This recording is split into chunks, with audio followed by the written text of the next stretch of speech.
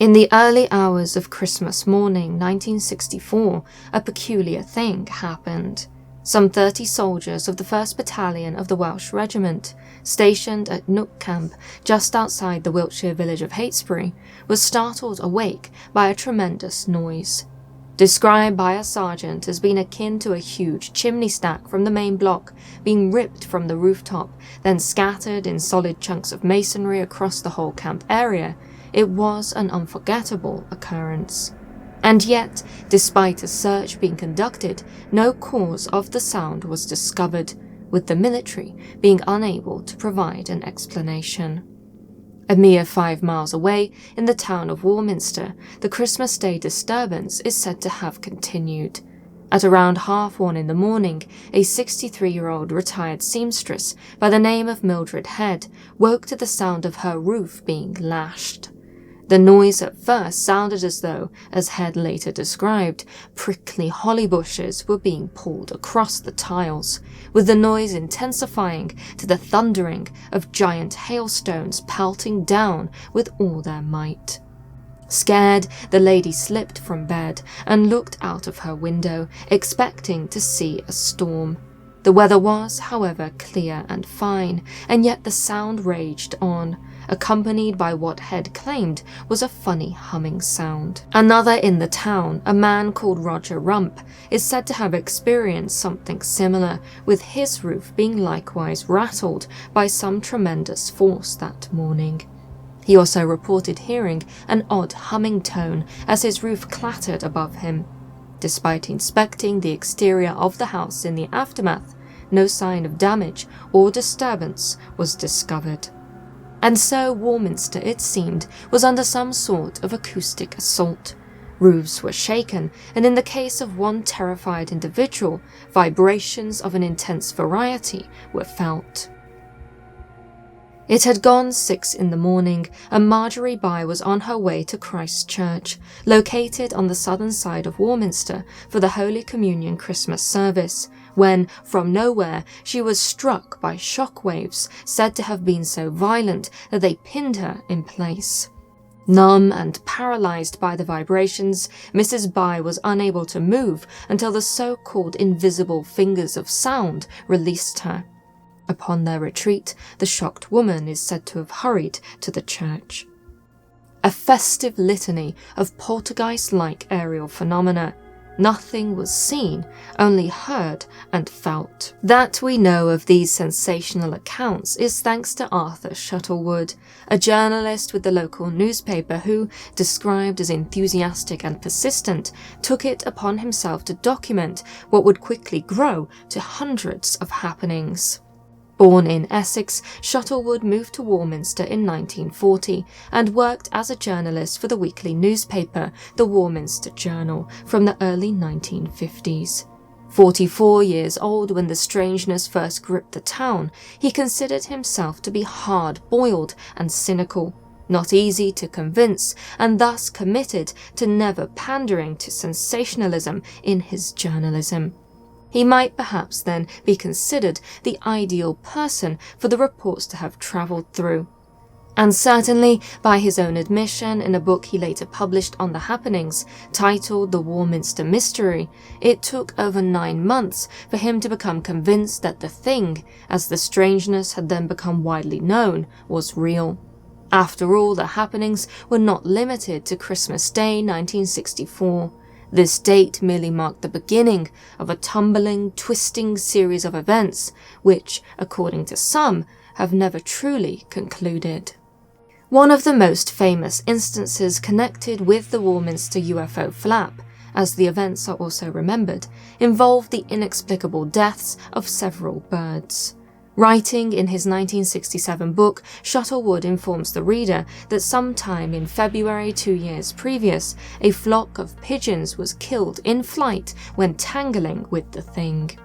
Found in a woodland clearing on the Longleat estate near Boar Hill in Crockerton, just south of Warminster, they are supposed to have come into fatal contact with the same sound beams encountered by the townspeople on Christmas Day. It is even claimed that witnesses who were able to examine the birds judged that almost instant rigor mortis set in. Eerily, Shuttlewood wrote that a number of people attested to hearing a high-pitched droning sound coming from the woodland area around the same time, cementing the association between this happening and the earlier sound attacks described in the town. Animals being affected by the strangeness was no singular occurrence. There are, once again included in Shuttlewood's book, numerous recorded instances of family pets responding badly to the strange sounds which continued to be heard, rattling people's roofs over Warminster throughout 1965. A Mrs. Joan Brown reported that, on the 17th of March, her family's cat was sick in various rooms of the house after hearing the sound waves. Another, a feline belonging to Mrs. Nora Horlock, was so badly scared on the 7th of July that he woke his mistress at 3 in the morning, howling, demanding to be let outside so that he could flee into some bushes.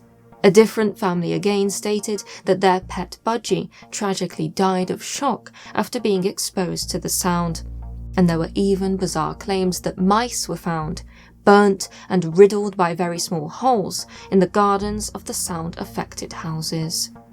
And so, what on earth was going on to have caused all of this? And even more so, why are these happenings remembered as UFO sightings when there seems to have been a dearth of actual objects being witnessed?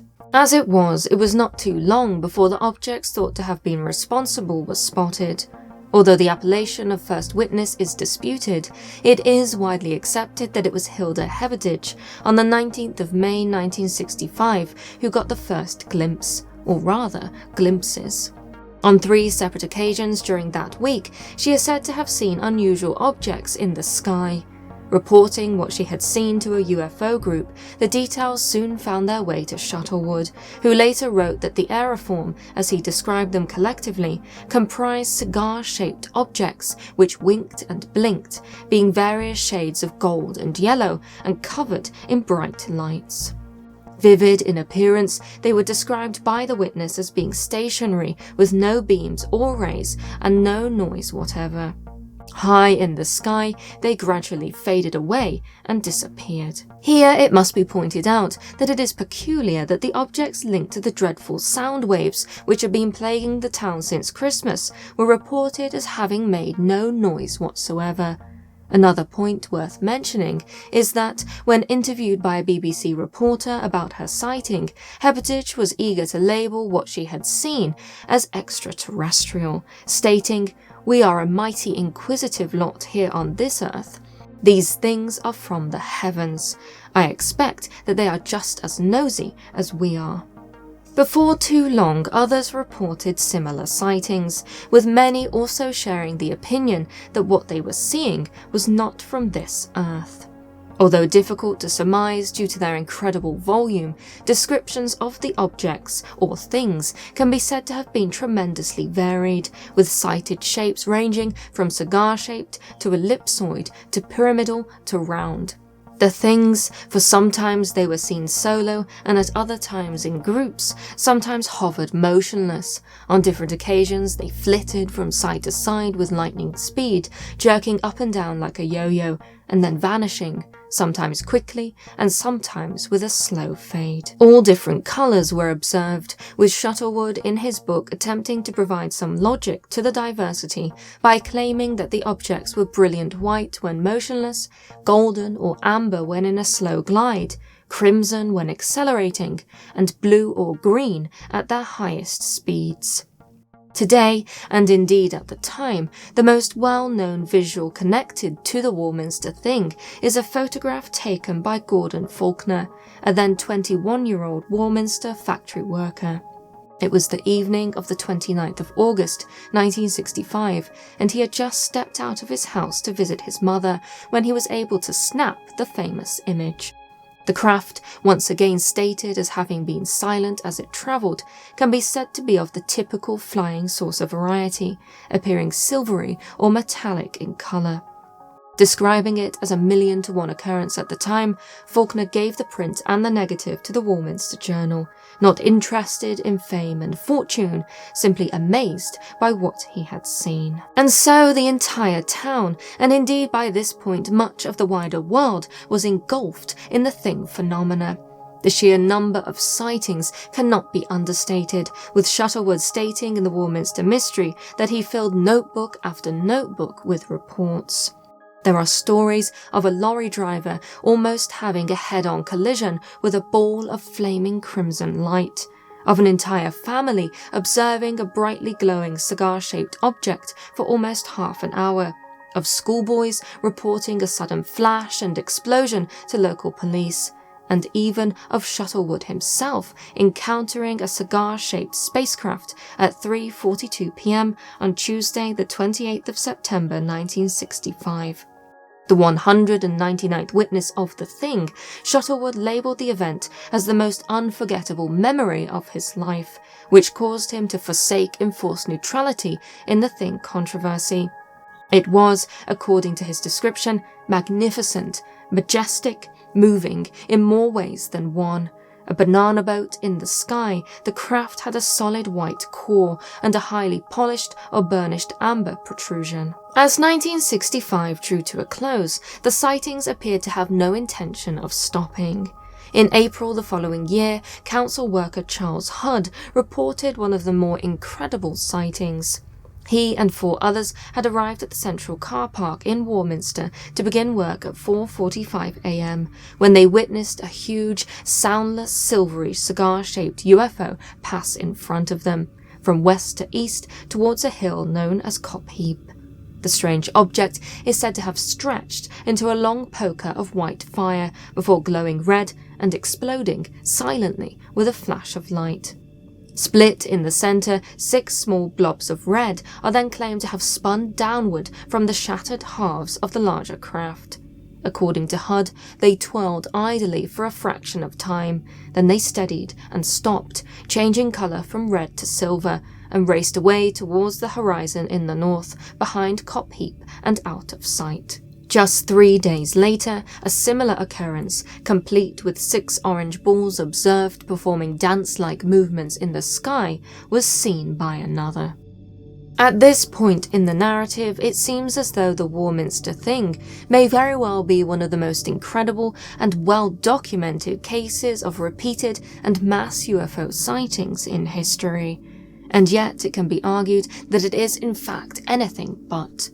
Looking at the aforementioned testimonies alone does not give a complete picture of the events, for what is said to have truly happened was not merely these sightings.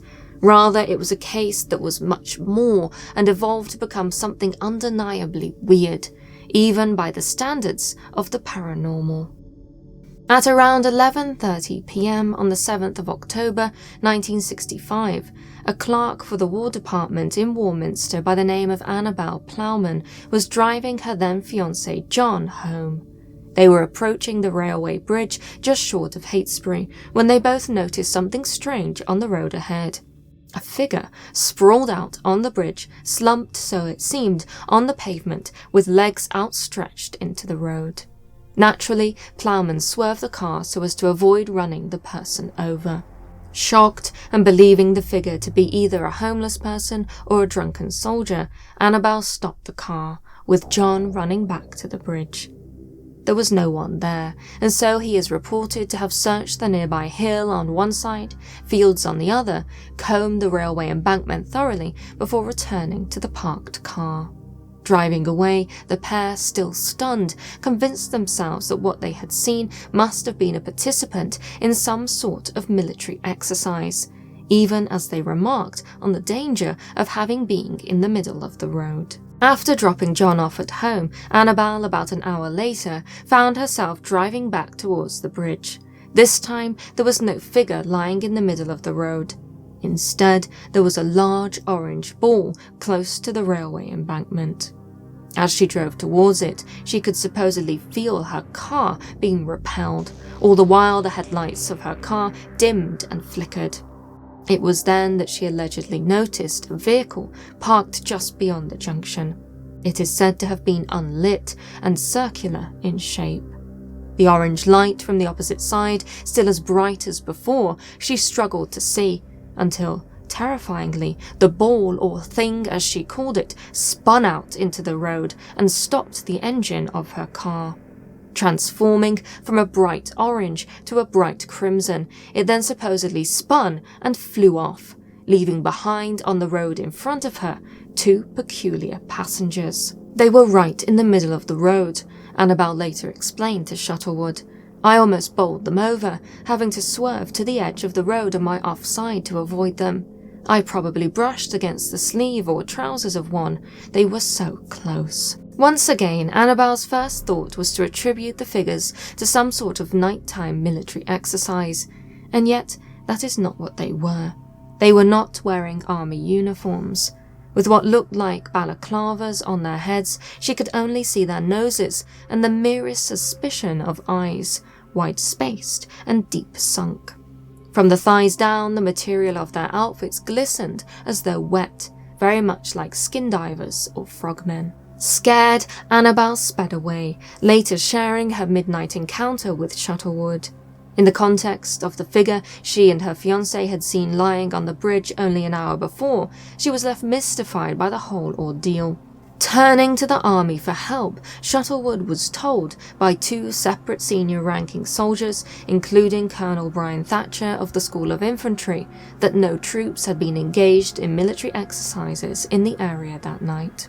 Of course, it is unlikely that the details of any classified operation would have been shared with a small-town journalist, but either way, Shuttlewood and the others involved were stumped, not least by the orange ball of light which Annabelle Plowman claimed flew off before her eyes. And the strangeness of the frogmen did not stop.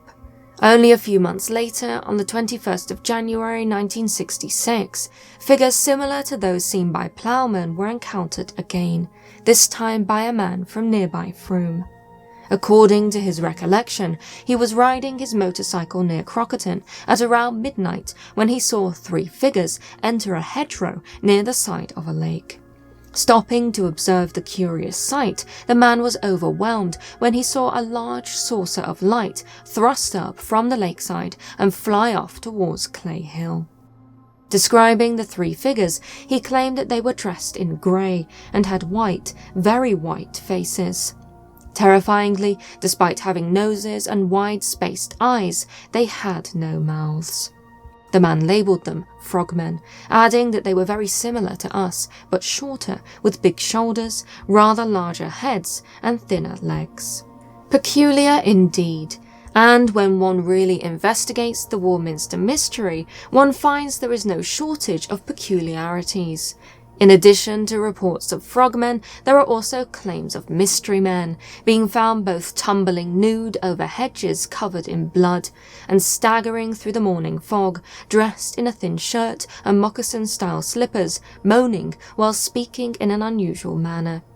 In the latter instance, the moccasin man was rushed to hospital, offering no name or address to his saviours, after which he politely discharged himself and returned to the fog.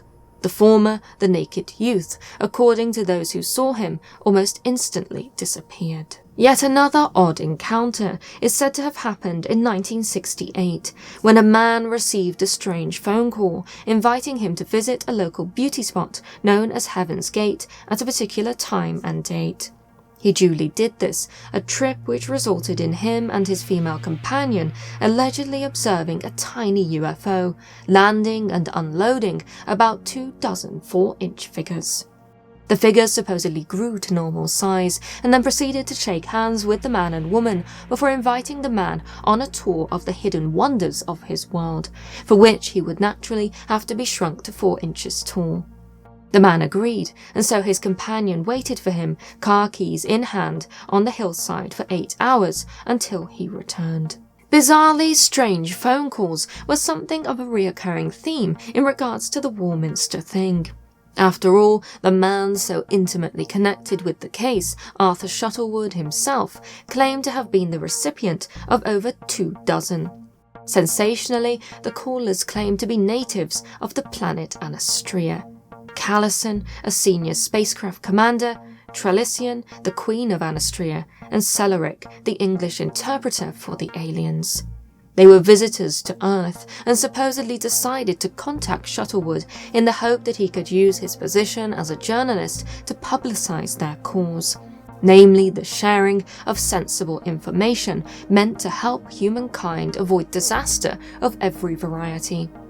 As author and veteran Warminster skywatcher Steve Dewey accurately surmises, this sensible information translates in the Warminster Mystery to 11 or 12 pages of homilies and New Age wisdom. Warnings against the misuse of atomic power, concerns over pollution of the waterways, worries about disfigurement caused by excess radiation. In short, the content of the calls was precisely the sort of alien communication that was very much in vogue at the time, seen in other cases, including the 1977 Voice of Vilron, which infamously interrupted a UK television broadcast. For Shuttleworth's part, he was initially skeptical of the phone calls and maintained that they were hoaxes. That did not, however, stop him from claiming that on the 28th of May 1967 he had been contacted by a fourth Anastrian, again by telephone. This time, however, rather than lecture about the failings of mankind in general, the caller had a much more specific complaint: that Shuttleworth had unfairly labelled the original phone calls hoaxes in his recently published book. Shuttleworth then supposedly challenged the alien to prove his existence by allowing for an in-person interview. The caller, it is said, obliged and was within 7 seconds at Shuttleworth's door. The pair then proceeded to have a 9-minute conversation, during which more warnings to mankind were issued by the alleged alien, with Shuttleworth now convinced. In the years since, communications with aliens are said to have continued at Warminster, not by Shuttleworth but by many others, including a group of friends who quite exceptionally claimed to have become reluctant contactees in 1976, after a middle-aged man appeared in the bedroom of one of the young men, claiming to be from another world. Strangely, the peculiar man was said to have been wearing the same thin shirt and moccasins as the 1965 Mystery Man. After this original encounter, the group of friends, as they describe in their 2012 book, proceeded to learn how to self-hypnotize, going into trances whilst listening to suitably hypnotic music, and thereby heightening their psychic abilities to thus further communicate with what turned out to be more than one mysterious alien being. And so we have come a very long way from the original vibrating sound waves heard on Christmas morning 1964. What began as audio phenomena morphed into silent visual happenings, and then again into strange, first physical, then spiritual encounters with actual alien beings. In amongst all of this, it can be said to be very difficult to catch one's breath. And such a reaction has certainly been felt by many who have researched the Warminster Thing, not least of all the editors of Flying Saucer Review, a much-loved, much-respected international journal established in 1955, producing quarterly roundups of all things UFO. Although they, like many other publications at the time, eagerly reported on the original 1965 happenings, their enthusiasm quickly tempered to what they described in a 1970 editorial as a wait-and-see policy. Wary of the sensationalism which quickly came to surround the case, they felt that a vigorous cult, comprising many close to the sightings, including Shuttleworth himself, had been birthed. Indeed, it can be said to be difficult to separate genuine details from the fanciful. One only has to read a few paragraphs from Shuttleworth's book, The Warminster Mystery, to realise that he was not so much the hard-boiled, sensationalism-adverse journalist who he claimed to be, but was instead hyperbolic and easily sucked into the excitement of the existence of extraterrestrials, adding emotional details and happily asserting that the appearance of the thing must mean something special for mankind. all the while asserting that those who believed in the existence of poltergeists and ghosts were deluded people. And it is not even so much his impartiality which is a problem, but rather his failure to accurately convey the details. Within his own book, there are inconsistencies and what others have described as examples of sloppy reporting. Certainly, what can be said to be a centerpiece incident of the original flap, the death of a flock of pigeons mid-flight, is horrendously misreported in Shuttlewood's book. He claimed it occurred 2 months after the Christmas morning start of the happenings, when in fact it happened much earlier, on the 11th of April 1964, when a local man called David Holton was alerted to the birds by a witness, subsequently examining the bodies himself. Holton even wrote a letter in January 1965 explaining how he had been investigating the strange sounds heard in the area for several years. None of this was new to him, and yet Shuttlewood reported otherwise. Further issues are discovered when one consults the original Warminster Journal articles and cross-references them with Shuttlewood's book.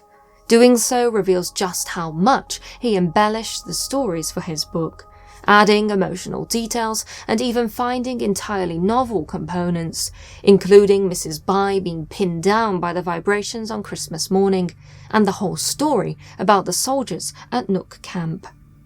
Long before the Warminster UFO story broke, Shuttlewood was known to have a reputation for embroidering his stories amongst his colleagues, with even the Flying Saucer Review confirming this later on, when they revealed that they had to heavily cut the original of an article which they published in their magazine written by him. And so it appears, in short, that Arthur Shuttlewood was not a very good journalist, and this is very much a problem. For many who regard the Warminster Thing as an exceptional UFO case, Shuttlewood is gospel. And yet, how can one trust the words of a man who positioned himself as the main presenter of the finer points of invariably complex and mind-boggling happenings if one cannot trust him to get dates and other basic details correct? Now, of course, everyone must be allowed to make mistakes, but there is a lot at stake when those mistakes concern claims of extraterrestrial visitations. Today, the Warminster Thing has a mixed reputation, either one of mocking condemnation or of fanciful reverence, and yet neither is a fair assessment. Despite all the damage caused by Shuttlewood and other contactee cultists, something clearly happened in the town of Warminster in the 1960s. There were simply too many witnesses, too many people involved, for nothing at all to have been going on. Not only that, Wiltshire, the county in which Warminster is located, has a tremendous reputation for UFO sightings.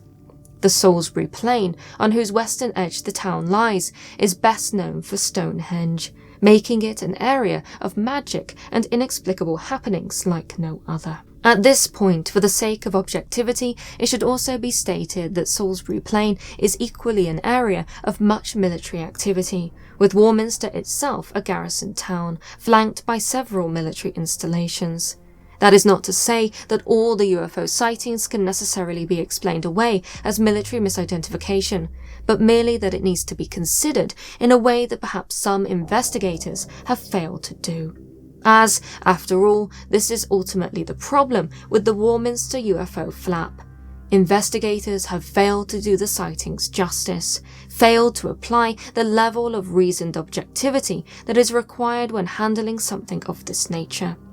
In this way, the Warminster Thing, with its tattered reputation, now an embarrassment to many in ufology, can be said to serve as a warning as to what happens when individuals get too close to cases which they are a part of, either reporting on it or as contactees themselves. It highlights the importance of good record keeping and of the concise and clear sharing of information without things being withheld or warped by witnesses, contactees, reporters, and their biases for consumption by the select few. Sadly, too much time has now passed for the damage to be undone for this case. And yet, at the same time, there may still be life in it. After all, the sightings never stopped, Undoubtedly, they did die down after the initial wave of sensationalism in the 60s and 70s, but that does not mean they ended altogether. Quietly, they remain, right in the heart of the original Warminster mystery. Just a short drive down the road from Warminster is the quaint village of Codford. In 2007, Edward, a now 29-year-old witness who I was fortunate to be able to speak with, was visiting his uncle James, a long-time resident of the area. 14 years old at the time, Edward described being in the car with his mother, father, and 2 brothers, having only just left his uncle after one of their regular visits. It was autumn, and so dusk was already setting in along the hedgerow-lined A36. Edward's father was driving, and the road was clear, save for the occasional car.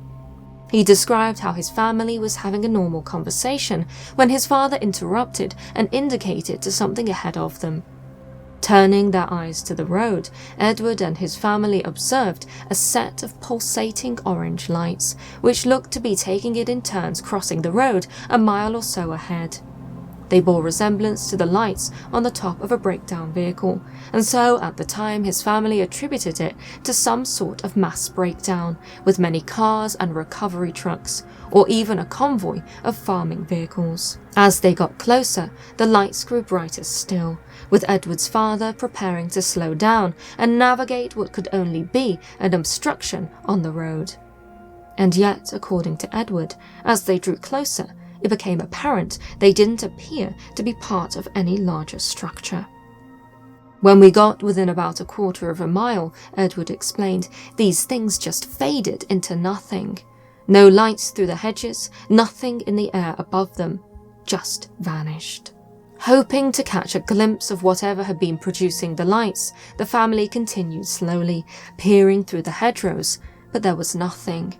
Not merely that, when they opened their windows to try and hear something that would give them a clue, there was nothing but absolute silence. Save for the sound of their car's engine, there was nothing, with it being the eeriest quiet Edward has ever experienced. It is worth recalling how strangely soundless objects and lights were consistently reported throughout the original Warminster UFO Flap. Concluding his teenage recollection, Edward shared that his uncle, when he was later told about their sighting, found the whole thing quite amusing, and was unwilling to entertain the idea of aliens. And yet, intriguingly, he himself, according to Edward, has had many similarly inexplicable sightings. An amateur astronomer, Edward's uncle has admitted to seeing some odd things in the sky above Wiltshire. Things that he has been unable to explain. A resident of the area, perhaps the admittance of aliens is a step too far, for all that it means in regards to the association with the weirdness and confusion of the Warminster Thing. Whatever the case, the conclusion can only be this. For those willing to look, the strangeness truly does continue, with the Warminster UFO mystery as alive as ever. Thank you so much for watching, and an extra thank you to Edward and others who I spoke with for this video. Equally, a thank you to our members, both here on YouTube and on Patreon, for helping to make these videos happen. If you enjoyed and would like more of the paranormal, don't forget to like and subscribe, being sure to click the bell icon to receive notifications of new uploads. And if you cannot wait until my next video, why not watch the one suggested on screen now? Until next time.